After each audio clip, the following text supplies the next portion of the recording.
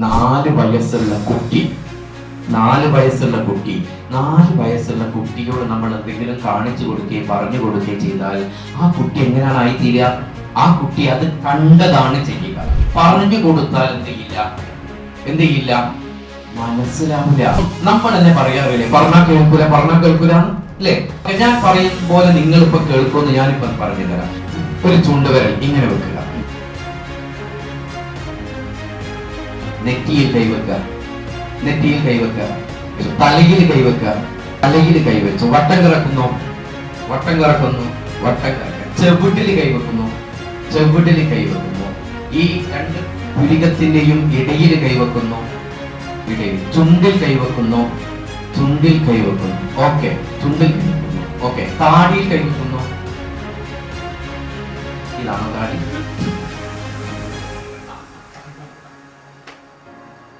മനസ്സിലായോ? പറഞ്ഞാൽ കേൾക്കൂല. ഓക്കെ, പറഞ്ഞാൽ കേൾക്കൂല, നമ്മളും പറഞ്ഞാൽ കേൾക്കൂല.